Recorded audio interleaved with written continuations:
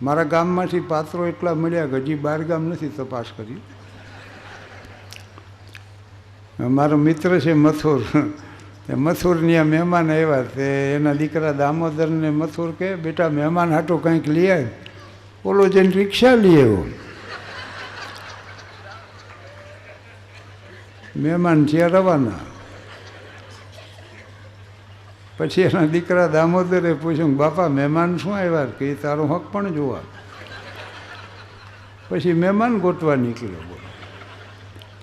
પણ આ મથુરને જોવા જેથી મહેમાન આવ્યા ને તેથી મને પૂછ્યો હતો મહેમાને, મને કે મૂર્તિ આમ કંઈ લાયકાત છે? મેં કીધું ઉંમર લાયક છે.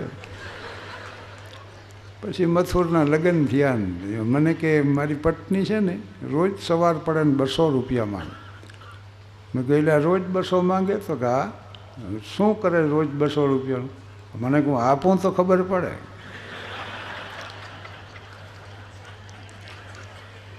અને મથુર ભણતો ને થઈ જાય 3જી ચોપડીમાં નપાસ્યો. પણ અત્યારે એના દીકરા દામોદરને લેસન કરવા મદદ કરે.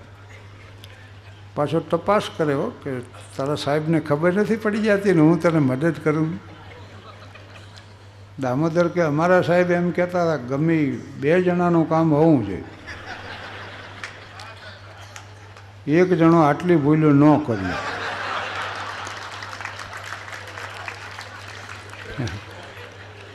પણ હવે પાછો મૂળ વાત ઉપર આવું. રમણભાઈ નીલકંઠે બ્રાહ્મણોની મજાક કરી.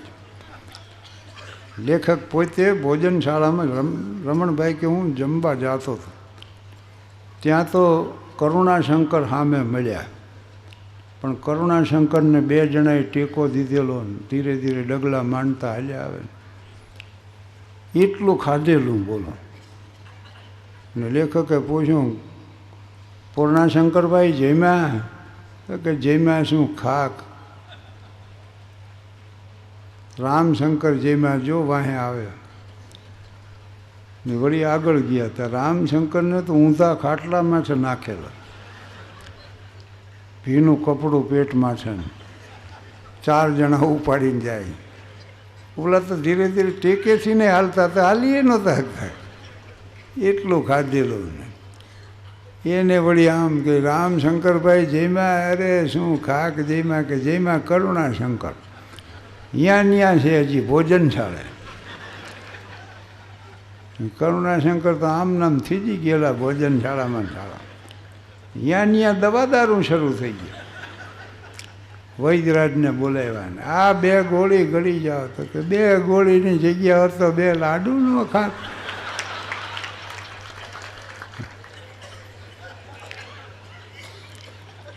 પણ આમ સ્વભાવ મુજબ વર્ગીકરણ છે. બ્રાહ્મણ સૂત્ર વૈશ્યન જે છે ને, અને સ્વભાવથી આજે તમને આવા માણસો જોવા મળશે. બ્રહ્મ એટલે ઈશ્વર. મેં કીધું ને આધ્યાત્મમાં દેશે વધુમાં વધુ ચિંતન કર્યું. ઓમ તત્સત. ઓમ છે ને એ નાદ છે, શબ્દ નથી કોઈ. મન થઈ જાય ત્યારે જે નાદ તમને સંભળાય અંતર્મનમાં એ ઓમ છે. ઓ ઉ મ એમ 3 અક્ષર ભેગા થઈને થયો. તત. તત એટલે તે, સમ એટલે છે. ઓમ તત્સમ એટલે બ્રહ્મ તે છે. આ ચર્ચા ગમે એટલી થતી હોય પણ જ્ઞાન યોગ જે છે ને એમાં અહમ બ્રહ્માસ્મિ અદ્વૈત નથી હોતું. ભક્તિમાં અદ્વૈત, હું મારો નાથ. ઈશ્વર ને ભક્ત 2 જુદા જુદા ગણે છે, ઓલા એક જ ગણે છે, અહમ બ્રહ્માસ્મિ. આ 2માં આટલો ફેર છે. પણ વળી હળવી વાતો મારે કરવાની છે, પણ આની કોર આવતું રહેવાય. એનું કારણ સમજદાર ઘણીવાર વર્ગ હોય ને તો આ ઉભરો જ આવે કે આ કહી દે, આ કહી દે. હા, બાકી અનુભૂતિ જે છે સત્યને જાણવા માટે અનુભવ સિવાય બીજું કોઈ સાધન નથી. અને અનુભવ તમારે પોતે જ કરવો પડે. તો આ જુવાનિયાઓનો વર્ગ છે, 1-2 વાતો કરી દઈએ એની. કારણ કે જુવાનિયાઓ માટે મને લાગણી બહુ, કારણ કે ભોળા હૃદય ના હોય. આ મછલીમાં હૈયા લઈને ફરતા હોય કે કોઈ કણિયાળી આંખો એને વીંધી નાખે, આવી એની અપેક્ષા હોય. કુકડા ઘોડે છાતી ફોલાવીને ફરતા હોય. જમાનો હોય કાળો નાગ તો હું પણ મદારી છું, પછાડું ઉડતા પંખીને એવો હું શિકારી છું. ખરેખર બાદશાહ બેટા જ છું આખી આલમનો, છતાંય આપની મીઠી નજર કાજે ભિખારી છું. આવી ભાવનાઓ લઈને ફરતા હોય ને જે વાતમાં કહેતા હોય ને, સમાજ કો બદલ ડાલો, હિન્દુસ્તાન કો પલટ દો, દુનિયા કે ઇતિહાસ કી કરવટે બદલ ડાલો, આવી વાતો કરતો એને ખાલી પરણાવી દો. ત્રીજે જ વર્ષે ખબર પડે ઘરની દિવાલ બદલ્યા જેવી છે, બાકી કાંઈ કર્યા જેવું નહીં. અમે તો અહીંયા થાન તળાવની પાળે બેઠા હતા ને એમાં અમારો મિત્ર વિઠ્ઠલ આવીને જે રોવા માંડ્યો, ભાઈ હિબકે ચડી ગયો સાનો રે નહીં, 3 અડધી ઉધાર ચા મંગાવી. હા ટેડી આબરૂ ખરી ગામમાં. વિઠ્ઠલને પીવરાવીને પૂછ્યું, એટલે આ શું કામ આટલો બધો રોવે? હવે જેટલી કન્યા હું પસંદ કરી આવું ને મારી વાત હળ દઈને ના પાડે. હું કન્યા પસંદ કરું, મારી બા ના પાડે. એટલે મેં સલાહ આપી કે તારી બા જેવો દેખાવ હોય, એવો સ્વભાવ હોય, એવા કપડાં પહેરતી હોય ને એવી કન્યા પસંદ કરે. મને કે એમ કર્યું, મારા બાપા ના પાડે. જુવાનિયાઓને તો કેટલી જાતની તકલીફ. અમારે ધીરજલાલ કાપડિયા આમ સોનેરી ફ્રેમના ચશ્મા પહેરીને પાથી પાડીને વાળ ઓળે, BA ગુજરાતીનો વિષય લઈ અને પાસ થનાર અમારા ગામનો એ પહેલો ગ્રેજ્યુએટ. વાતમાં શેર શાયરી બોલે, તૂટેલી જોઈને પાંખો ગગનની યાદ આવી ગઈ, રહી સોનાના પિંજરમાં ચમનની યાદ આવી ગઈ, બુઢાપાને અરીસામાં અરે શું સાંભળી આવ્યું, ગુલાબી ફૂલ જેવા ગુલબદરની યાદ આવી ગઈ. પ્રભુની યાદ પણ દેખાવ હતો, પ્રભુની યાદ પણ દેખાવા માટે અભિનય જે કર્યા એ નમનની યાદ આવી ગઈ. અમે આઝાદ વૈભવમાં જીવનને વેડફી નાખ્યું, મરણ ટાણે મહામૂલા જીવનની યાદ આવી. એ આવા શેર શાયરીની કવિતો મનતો બોલવા. પછી એનું સન્માન ગામે કર્યું, બધાએ પ્રશંસા કરી. ધીરોએ ઊભા થઈને એક ભાષણ કર્યું, નાટ આખીમાં ડંકો દેવાઈ ગયો. આખું ગામ માંડ્યું વાહ વાહ કરવાનું, મંડ્યા હક પણના કાગળ આવવા. અને ધીરજલાલ વળી આમ વાંચીને કે કન્યા ગ્રેજ્યુએટ છે? ગ્રેજ્યુએટ નથી તો ગ્રેજ્યુએટ કન્યા વગર મારા સાહિત્યિક વિચારો હું કેની પાસે વ્યક્ત કરું? મારી આ ઉર્મિઓની અભિવ્યક્તિ ક્યાં જઈ કરું? મને કોણ સમજશે? આવી વાડીએ ચડી ગયો ભાઈ. 7 વર્ષ ગયા ગ્રેજ્યુએટ કન્યાની તપાસમાં, 8 વર્ષ. પછી ધીરુએ ધોરણ ઘટાડ્યું કે હવે ઇન્ટર હોય તો ઇન્ટર ચાલશે, હું જ ચલાવી લઈશ. 4 વર્ષ ગયા ઇન્ટરમાં.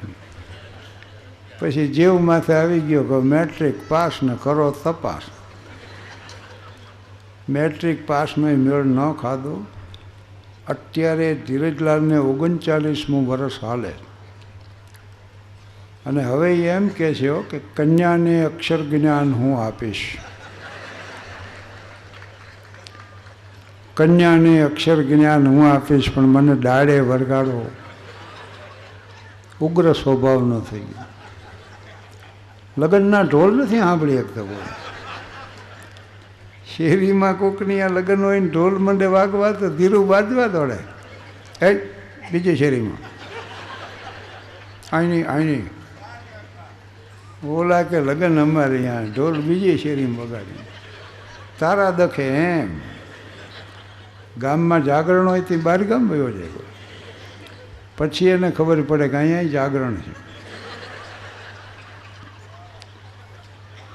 પણ તમે તો જુનાગઢ જેવા શહેરમાં રહ્યો છો, પણ ગામડા એટલે ક્યાંક ને ક્યાંક તો સંકળાયેલા હશે. ગામડામાંથી આવીને અહીં વસ્યા છે. અમારે અહીંયા ગામડામાં વરરાજાનો 2 દી એવો માભો જાળવવામાં આવે. વરરાજા માટે સવારના પોરમાં ગરમા ગરમ ગાંઠિયાઓ. હારે પાછો 1 કપ ચા તો પડ્યો હોય ને, ખીચલી ભરીને ચા, ગરમ જલેબી. વરરાજ જોઈ સમજતો હોય કે આજ તો કોઈ કહેવાનું નથી. ધરવા હેઠ નાસ્તો કરે, 3-4 કપ તો ચા પી જાય. પછી તમાકુવાળું પાન ગલોફે ચડાવી વરરાજા તૈયારી કરે. શેની? જંગલ જવાની. ગામડામાં ન હોય લેટ્રીન ફેટ્રીન, જંગલ સ્ટાઇલ એક જ સ્ટાઇલ. પણ વરરાજા જંગલ જાય ને તોય કોટ પહેર્યો હોય, માથે સાફો, સાફા માથે કલગી, બગલમાં તરવાર પાછી આવે, અણવર પડખે લોટો લઈને આવે.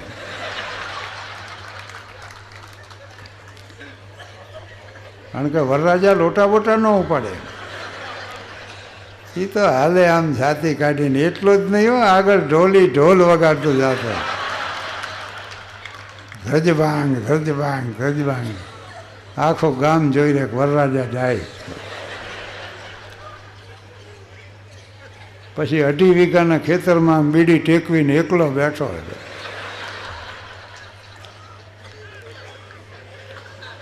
અમારે તો શેઠિયાઓ મુંબઈ રહે ને એના પાછા થાનમાં બંગલાથી ઉનાળામાં અહીં થાન આવે. ઉત્તમચંદ શેઠનો બંગલો ને એનું આરાગ્રાન લેટેસ્ટ ટાઈપનું લેટ્રિન ને એમાં ઓલો ટીશ્યુ પેપરનો રોલ ખલાસ થઈ. નોકરને કે લાતીમાં જઈને ટીશ્યુ પેપરનો રોલ દે. ઓલો લાતીમાં જઈને કે ટીશ્યુ પેપરનો રોલ આપો તો કે એવું કાંઈ નથી, એમરી પેપર છે.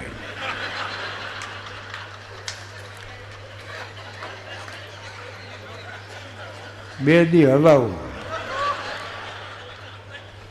તો પછી રાજકોટથી મંગાવી દઈએ.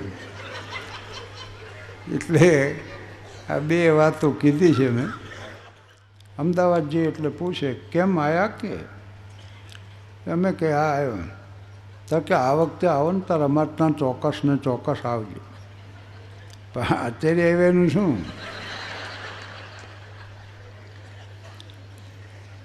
એક કાકો અમદાવાદી હાડીના સ્ટોરમાં દાખલ થયો. ઓલાને કે પહેલી હાડી ઉતાર. તો કાકા ના ખરીદાય તમારાથી, 1200 રૂપિયાની સાડી. તો કે પૈસાનો પ્રશ્ન નથી, હું કહું એમ કરીને. એટલે ઉતારી. હવે ઘડી વાળીને પહેલાં પેકેટમાં બંધ કરીને એને દોરી મારી દે. ઓલે એમ કહ્યું હવે કે પહેલાં કબાટમાં મૂકી દે. તાર કાકી જોડે રોજ અહીંથી નીકળી અને ઘરમાં કજિયા થાય, ના પોસાય.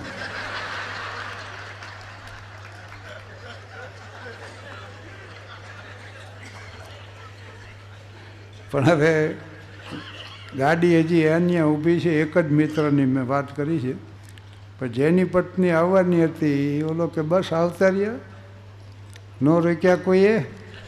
ગયા તા ને મોટા ઉપાડે, કાંકરિયામાં ફરીશું ને જોઈશું કાર્નિવલને. ઉતરો ઉતરો, છોકરાના લુગડા જો મેલા ડાક. બાઈકે પણ ઉતરવા તો દો. મંડ્યા વરસકા ભરવા. પડખેના ડબે જુઓ કેવી હારી હારી વાત કરે. તો કે એ લોકો જાય છે, એ લોકો જાય છે ને તમે આવ્યા. એટલે 2 શોખ મેં રાખ્યા છે. નિર્દોષ હાસ્ય સર્જું, મર્યાદાનો સ્તર ઊંચામાં ઊંચો રાખી સહકુટુંબ મારે બેસી શકે એવું નિર્દોષ હાસ્ય સર્જું, એને રજૂ કરવું. એમાં જીવતરની વાતો વણી લેવી. અને માણા સાંભળે છે જ્યાં સુધી બોલ્યા જઈશ ભાઈ. પણ માની લ્યો કે નહીં સાંભળે તેથી સોમાનભેર સ્ટેજથી નીચે ઉતરી જાઉં, પણ આ કક્ષાથી નીચે ન ઉતરવું.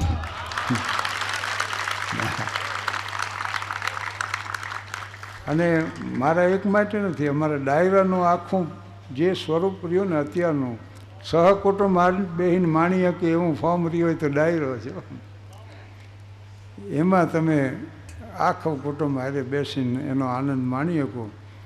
અને ખડખડાટ જ્યારે હશો ત્યારે વિચાર નથી રહેતા.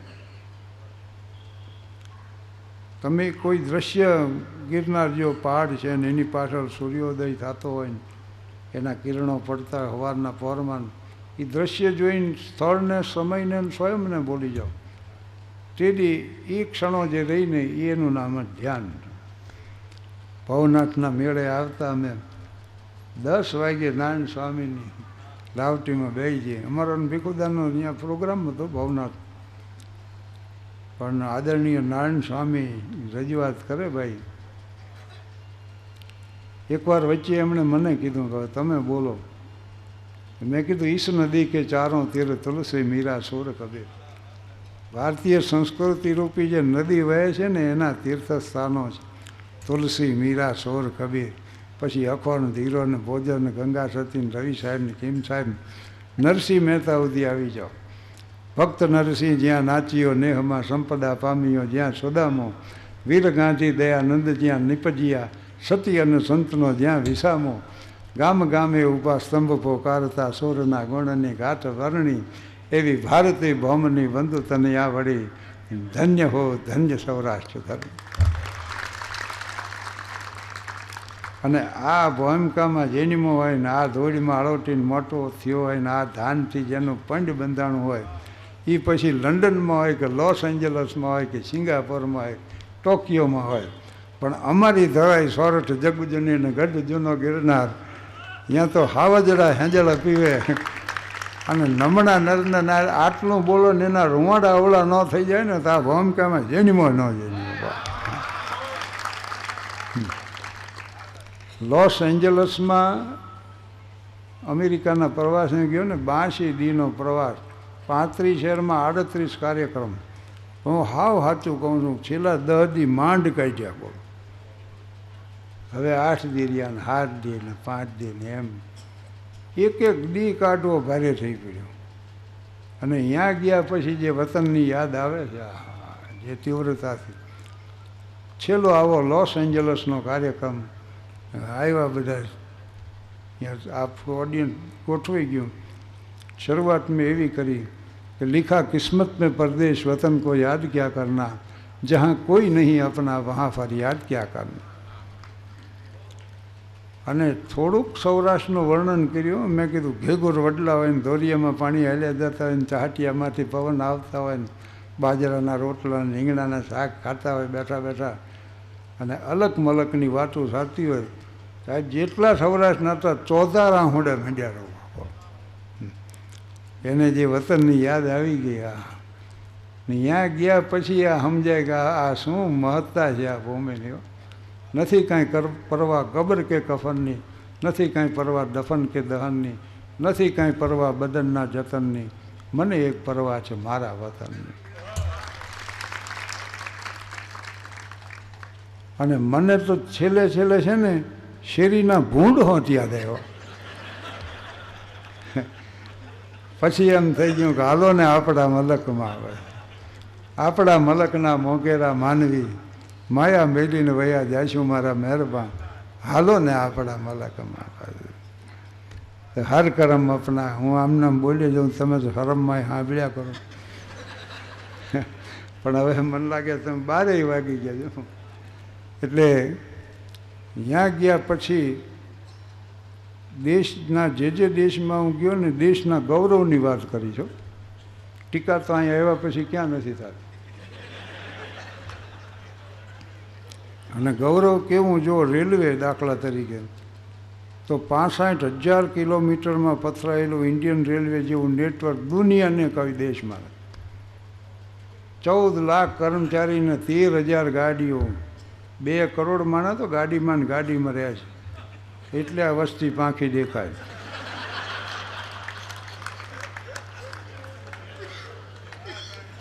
હા, અને 50 કરોડની વસ્તી હતી ને તેથી અનાજમાં સ્વાવલંબી નહોતો આ દેશ. ઓસ્ટ્રેલિયાથી રાતા ઘઉં આવે ત્યાં ખાધા ભેળા થતા. 100 કરોડને વટી ગઈ છે, પણ તોય અનાજ પુષ્કળ પ્રમાણ અનાજમાં સ્વાવલંબી છે. દુનિયામાં બીજો નંબર ઘઉંના ઉત્પાદનમાં, બોલો, ચોખાના ઉત્પાદનમાં. એટલે અત્યારે ભૂખે નથી મરતા લોકો. તો આ સ્થિતિ છે. કપડું દુબઈમાં કીધું હારામાં હારું બતાડો, નીથી હારું છેલ્લું બતાડ્યું એ દીગ જામનું હતું. જો અહીંયા જીન્સ પહેરે ને ગાંધીધામમાં બને, ઓલા રેંગલરના સિક્કા મારીને દે એટલે આપણે લઈ આવી અહીંયાથી પાછા. આપણા અહીંયા જાય છે ને સેલકડી પહેરીને પાછા આવે, બિયરનું ડબલું ને અહીંથી થોડુંક જીન્સ ફાટીને ખાંચે કરીને ફાડી નાખે, દોરા કાઢી નાખે. પણ હવે એ એવું કરીને આવે છે. અમેરિકાની હાર્વર્ડ યુનિવર્સિટીનું શિક્ષણનું બજેટ છે ને એ ભારતના બજેટ જેટલું.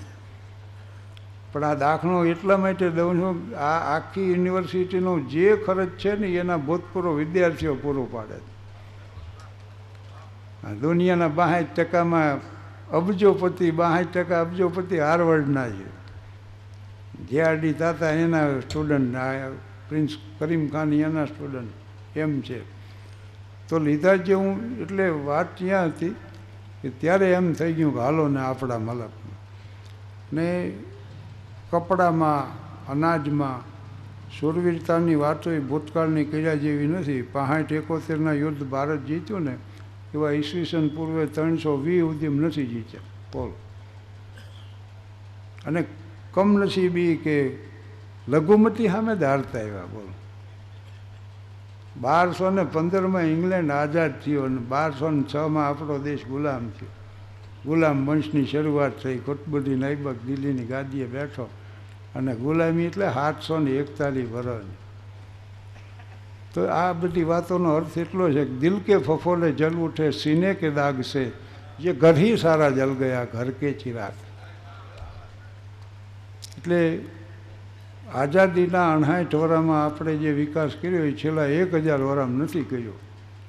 અને વિપરીત સંજોગોમાં દેશની સ્થિતિ એવી છે કે બિગલ બજૂઠા આઝાદી કા, ગગન ગુંજતા નારો સે, મિલા રહી આજ हिंद की मिट्टी नज़र सितारों से, कहनी है एक बात हमें इस देश के पहरेदारों से, जनता से, नेताओं से, फौजों की लंबी कतारों से, संभल के रहना अपने घर में छिपे हुए गद्दारों से.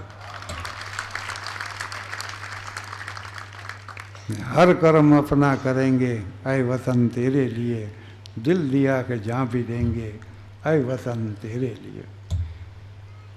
તમે કાવ્યના શોખીન છો એટલે હું આખું બોલી જાઉં છું. 2 પંક્તિઓ જ નહીંતર મોટા ભાગે કહું છું. પણ કહાં તક જફા હુસ્ન વાલોं से सहते, जवानी जो रहती तो फिर हम न रहते, नशे मन न जलता निशानी तो रहती, हमारा था क्या कुछ कहते न कहते, कोई लक्ष्य और कोई दीवार समझा, सदियाँ हुई हमको चुप रहते रहते, जमाना बड़े गौर से सुन रहा था, हम ही सो गए दास्तां कहते.